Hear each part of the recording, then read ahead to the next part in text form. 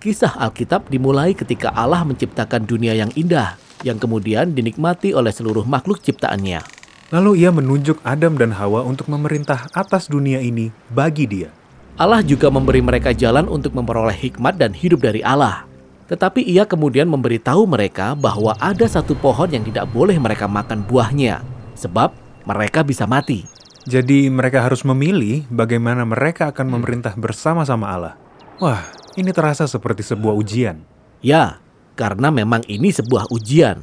Tetapi bukankah Allah kelihatan kejam kalau menguji mereka seperti itu? Ya, tidak semua ujian itu buruk. Misalnya, ada seorang raja yang memilih kita untuk melaksanakan tugas kerajaan karena ia ingin tahu apakah kita bisa dipercaya. Ya, kayaknya itu sebuah ujian. Tetapi itu sebenarnya sebuah kesempatan untuk melakukan sesuatu yang penting dan mulia. Benar, tetapi katakanlah kemudian ada seorang pemberontak yang membenci kita dan juga sang raja. Dan ia mencoba membujuk kita untuk tidak melakukan apa yang diminta raja. Wah, pemberontak itu sedang memasang jebakan. Benar, jadi ujian bisa menjadi sebuah kesempatan atau sebuah jebakan. Dan perbedaannya ada pada orang yang menguji kita. Apakah ia menginginkan yang terbaik bagi kita? Aku tahu sekarang. Dan kedua jenis ujian ini bisa kita lihat di bagian awal Alkitab. Allah memerintahkan mereka untuk makan dari pohon kehidupan dan bukan dari pohon terlarang.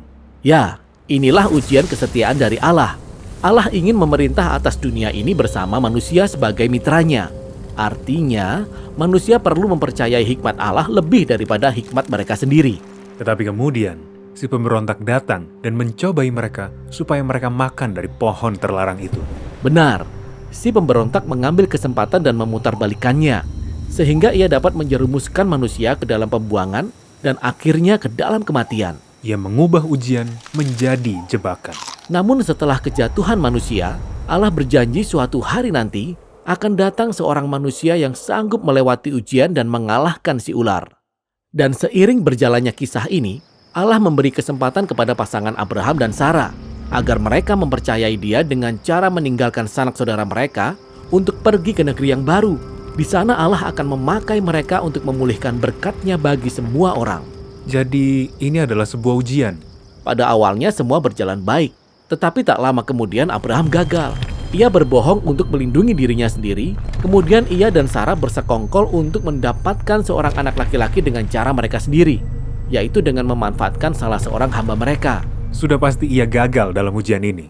Tetapi Allah tidak menyerah dengan Abraham. Ia memberinya satu kesempatan terakhir, sebuah ujian untuk membuktikan kesetiaannya. Allah memerintahkan Abraham untuk pergi ke sebuah bukit dan mempersembahkan anaknya sebagai korban bakaran. Sepertinya tidak ada ujian lain yang lebih berat. Tetapi Abraham tetap melakukannya.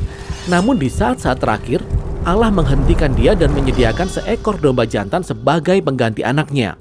Allah kemudian berfirman, ia akan menggenapi janjinya melalui keturunan Abraham karena Abraham berhasil melewati ujian ini.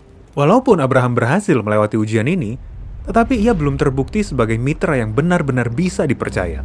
Kita masih menanti-nantikan seseorang yang sanggup melewati ujian yang paling utama. Ya, dan ketika keturunan Abraham bertumbuh menjadi sebuah bangsa yang besar, Allah terus menguji mereka. Seperti ketika bangsa Israel mengembara di padang gurun selama 40 tahun. Mereka punya banyak kesempatan untuk percaya kepada Allah yang sanggup menyediakan air dan roti setiap hari. Tetapi mereka malah menyalahkan Allah dan bahkan berkata bahwa Allah menjebak mereka di padang gurun untuk membunuh mereka. Dan kisah bangsa Israel selanjutnya dalam kitab suci bahasa Ibrani hampir sama seperti ini. Orang-orang Israel tidak percaya kepada Allah dan janjinya. Mereka tidak setia. Dan seluruh bangsa itu berakhir dalam kegagalan. Jadi manusia sebenarnya punya kesempatan yang luar biasa untuk bermitra dengan Allah, tetapi tidak ada yang benar-benar berhasil.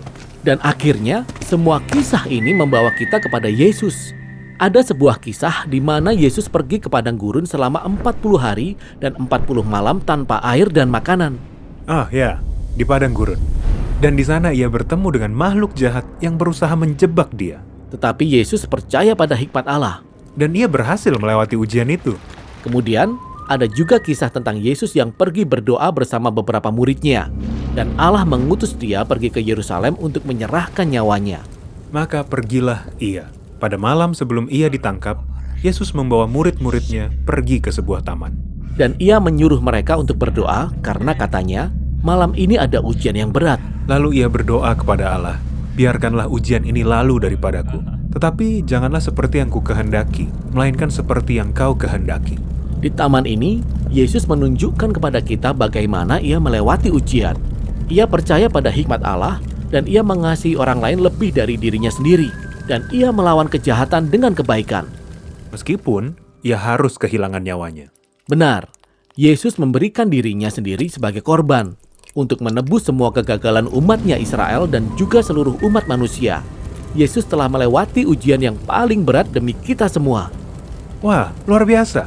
Tetapi ini tidak berarti bahwa segala sesuatu dalam hidup kita akan menjadi luar biasa juga. Maksudku, jujur saja, setiap hari kita pasti menghadapi ujian dalam hidup kita masing-masing. Benar, Yesus berkata, setiap generasi dari para pengikutnya akan mengalami ujian yang akan memaksa mereka untuk mempercayai Allah dengan cara yang benar-benar baru. Dan ujian ini seringkali sulit dan menyakitkan. Tetapi ingat, ujian dari Allah kita yang baik bisa menjadi sebuah kesempatan. Itulah sebabnya mengapa Yakobus, seorang pemimpin dalam gerakan Yesus yang mula-mula, berkata bahwa kita harus bersyukur ketika kita menghadapi ujian dan cobaan karena itu semua merupakan karunia bagi kita, yaitu kesempatan untuk berserah pada hikmat Allah dan menjadi lebih seperti Yesus yang mengasihi kita dan berhasil melewati semua ujian demi kita.